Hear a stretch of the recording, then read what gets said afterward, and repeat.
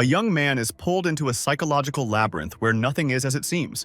Not his family, not his age, not even his own identity. This mind-bending thriller follows the devastating lengths people will go to find closure, where a decades-old murder, a desperate quest for truth, and the fragile nature of memory collide in a revelation that destroys everyone it touches. In the end, some questions are better left unanswered because the truth doesn't always set you free. It shows you why you should have forgotten.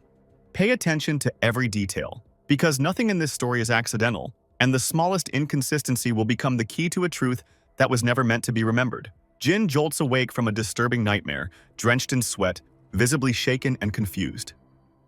In the dream, a group of unknown men stand around him, debating whether to kill him. However, he realizes his family is right there with him, and his mom calms him down. His older brother, Yu, laughs it off and assumes Jin is simply exhausted. He reminds him that Jin barely slept the night before, overwhelmed by the excitement of moving into a new house. When they arrive at the new house, Jin is immediately unsettled. Despite the house being newly acquired, he feels an inexplicable sense of recognition, as if he has been there before. The feeling lingers as he looks around, but he brushes it aside and turns his attention to his brother. Yu is everything Jin is not. He excels at sports, academics, and music, and he naturally draws attention wherever he goes, especially from girls. More than that, he is a caring and dependable older brother. Jin, by contrast, struggles with chronic anxiety and frequent nervous breakdowns from stress of studying. His condition once forced him to repeat a year in high school. Still, he holds no resentment. He admires Yu deeply and feels genuine pride in him. He even carries quiet sadness over the injury that cost Yu his leg in a past accident, leaving him with a limp. As they unpack, Jin learns he will have to share a room with his brother. One room is sealed because the previous occupants left belongings behind. The explanation feels odd, but Jin doesn't dwell on it. He heads outside to help a worker. While they talk, the worker asks if Yu is Jin's older brother. Jin smiles and confirms. The worker asks Yu's age, but before Jin can answer, Yu appears, saying he's needed in the kitchen. The worker leaves, and Yu collapses beside Jin, exhausted. Later at dinner, Jin's father explains that the former tenants will return in about a month to collect their belongings. Once they do, the brothers will each have their own room. Jin asks what's inside the locked room. His father admits he doesn't know, saying the former tenants begged him not to look and strongly warned against opening it. Jin finds this strange but shrugs it off. His father asks if he has been taking his medication regularly. At that exact moment, Jin hears a thudding sound coming from the locked room upstairs. His parents listen and assume it might be thunder.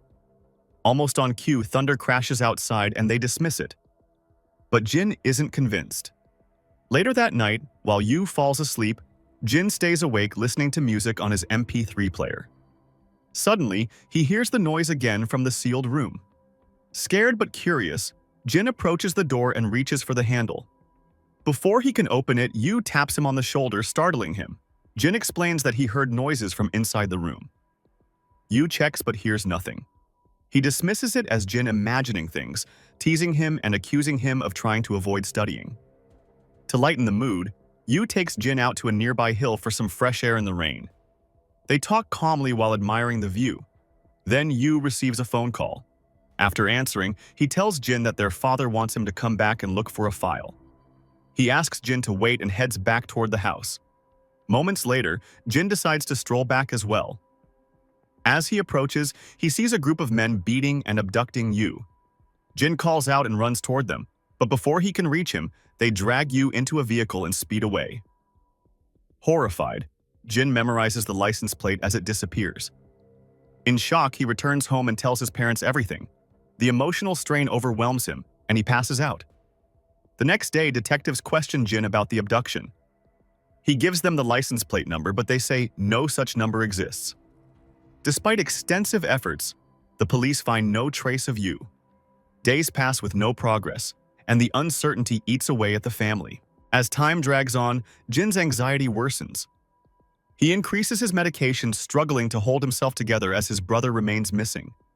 One night, Jin jolts awake from the same recurring nightmare. He has had it so many times that he tries to dismiss it and fall back asleep. 19 days after the abduction, Yu finally returns home alive, but with no memory of what happened. The detectives question him repeatedly, but he provides no useful details.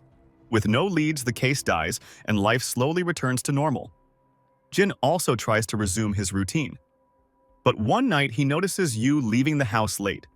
The next day, when he asks about it, Yu denies ever going out, making Jin doubt himself. Then he notices something else. Yu is limping on the right leg instead of the injured one. When Jin points it out, Yu brushes it off, saying Jin must be imagining things. That moment lingers. That night, Jin falls asleep at his study desk. While he sleeps, Yu approaches and picks up a pencil. He slowly presses the sharp tip toward Jin's eye with a sinister look on his face. The pressure increases, but just before it touches, the tip snaps. Yu calmly puts the pencil down and leaves. Jin opens his eyes. Now he's certain something is very wrong. He begins following Yu. As he watches him walk, he notices there is no limp at all. His posture and movements feel different. Eventually, Jin follows him to a secluded location where Yu smokes a cigarette and gives instructions to two men. Jin immediately recognizes them. They are the same detectives who once interrogated him. Jin continues following him until Yu suddenly disappears. Before Jin can react, the detectives grab him. They accuse him of complicating things and sabotaging their boss's plan.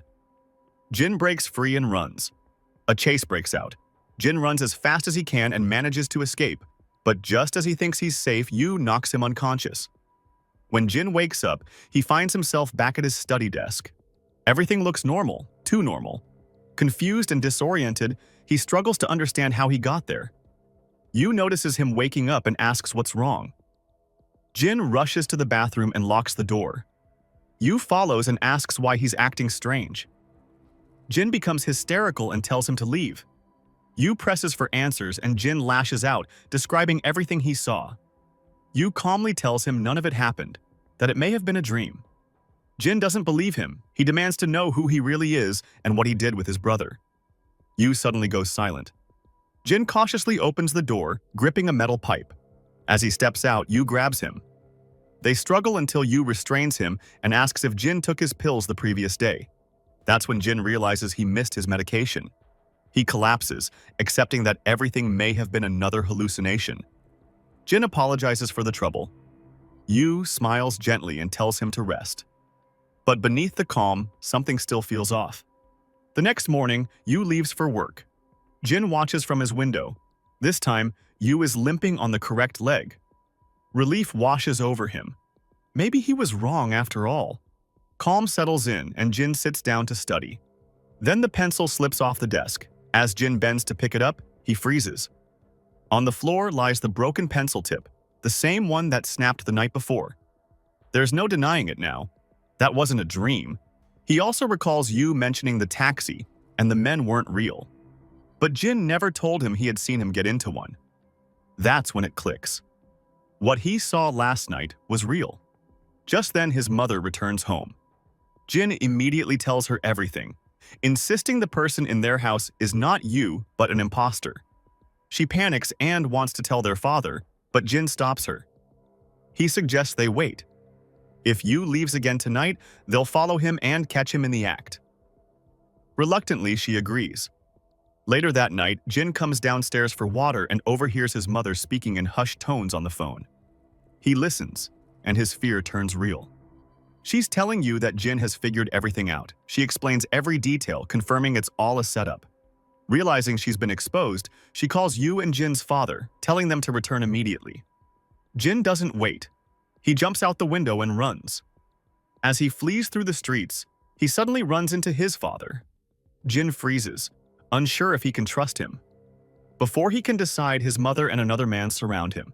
His father asks where he's going. Jin lies, saying he's meeting a friend, but his answers don't add up. The man grabs him and tries to drag him home. Jin breaks free and runs. They chase him relentlessly. Jin spots a police station and sprints inside. He tells the officers he's been imprisoned in a house for over a month by people pretending to be his family. They ask why he believed them. Jin admits he doesn't know, which amuses the officers. An officer brings Jin's personal records. They confirm his name and birth year. Jin agrees. Then they say he's 41 years old. Jin insists he's 21. Confused, they ask how someone born in 1977 could be 21. Jin answers simply, because it's 1997. The officers point to the calendar. The date reads 2017. Jin looks around and confirms this when he sees smartphones, tablets, and an LED television. Then he sees his reflection. Staring back at him is not a young man, but a middle-aged one. Reality crashes down on him. Jin returns to the house with questions swirling in his mind. This house is the only place he can find the answers. Without hesitation, he enters the one room he was warned never to enter. Inside, bloodstains cover the floor. 2 female dolls lie motionless, soaked in blood. A piece of music plays in the background. Before Jin can process it, his so-called family enters behind him. Yu calmly says their plan has failed once again. Jin, overwhelmed, demands to know what they've done to him. Yu toys with him at first. Then he lights a cigarette and finally begins to explain the mystery. 20 years earlier in this very room, a mother and her daughter were brutally murdered. The case shocked the public, but despite repeated investigations, the police never identified the killer. Time passed, and the case went cold. Everyone moved on, except the victim's family. Unable to accept the silence, they hired someone to work undercover and track down the killer. For years, he chased every lead, piecing together fragments of the past. It took 4 long years, but the investigation led to one conclusion. The killer was Jin. Yu explains that Jin was abducted and tortured to force a confession. But no matter how far they went, Jin denied everything. What disturbed Yu wasn't the denial, it was how genuine it felt. Jin truly believed he was innocent. Still, the evidence pointed to him. This torment became the recurring nightmare Jin had been experiencing. The family wanted revenge, but killing Jin meant nothing if he had no memory of what he'd done. Worse, they needed to know why the murders happened. That's when they brought in a forensic hypnosis specialist. After evaluating Jin, the expert concluded that Jin had suffered extreme trauma in his 20s. So severe that his mind completely sealed the memory away. The condition is dissociative amnesia. To uncover the truth, they needed a different approach. Through hypnosis, they searched for Jin's last moment of happiness. That memory led them to 1997, the year he moved into a new house with his parents and older brother. Using that moment as an anchor, they recreated his reality. Yu assumed the role of Jin's brother. 2 psychologists posed as his parents. They returned to the house and reconstructed the murder scene. That was why Jin heard noises from the locked room. The team was rebuilding the crime piece by piece. The medication he was taking was used to preserve the hypnosis. The plan was simple: force Jin to relive the night exactly as it happened. Yu took him to the hill to stall him while the room was finalized. Jin was meant to return alone and enter the room, just as he had 20 years earlier.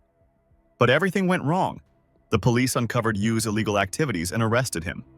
Jin misinterpreted the situation, believing his brother had been kidnapped. 19 days later, Yu secured his release through bribery, but by then, the plan was already ruined. There was another problem. The reenactment required rain. Without it, the memory couldn't fully resurface. Days passed with no rain, and Jin's hypnosis weakened. His suspicions grew, eventually leading him back to the room. After finishing the story, Yu forces Jin into a vehicle, planning to move him elsewhere. On the way, he asks if Jin finally accepts the truth, but Jin insists he is not the killer. The response enrages Yu. He declares Jin guilty and tells him he will die soon. Jin calmly says he won't. Without warning, Jin opens the car door and throws himself onto the road. Yu gives chase, crashing through streets and destroying cars in a desperate attempt to stop him. His obsession pushes him too far and the car crashes, leaving him badly injured. Jin sees his chance to flee, but another vehicle slams into him. He's rushed to the hospital. As doctors fight to stabilize him, his mind flashes back 20 years earlier, when his family was moving to their new home and got into an accident. Both his parents die instantly. His brother survives but is left severely disabled.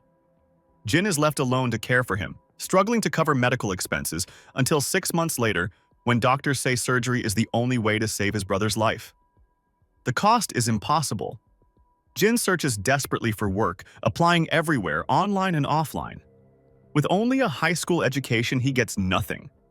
One day, a message appears on his computer, someone responding to his desperate plea for any job, asking if he truly meant he would do anything for money. Jin says yes, unaware the anonymous person has something dark in mind. The person offers him a huge sum to kill someone. Shocked, Jin hesitates, but desperation wins, and he accepts. The caller immediately gives an address and instructs him to kill only the mother, leaving the children unharmed. That address leads him to the very house. Jin arrives on a rainy night, but his conscience won't let him go through with it. As he turns to leave, the woman wakes, thinking her husband has returned. She panics and screams. Jin stops her, promising he won't harm her, and tries to leave, but the daughter appears and sees him with a knife. Terrified, she screams uncontrollably, running to shut her door. Jin tries to stop her. In the struggle, his hand gets caught in the door. When he forces the door open, he accidentally stabs her. Horrified, Jin freezes as the mother rushes in, witnessing her daughter's bloodied body. Her scream drives him into panic, and he is forced to kill her. As he exits, he encounters the young son asking after his family. Unable to harm the child, Jin tells him to return to his room and count to 100, promising his family will be back. The boy obeys. Before leaving, Jin notices a family photograph. The man in it is instantly familiar. It's the doctor treating his brother. Realization crushes him. He understands he was manipulated. The doctor exploited his desperation to kill his own family.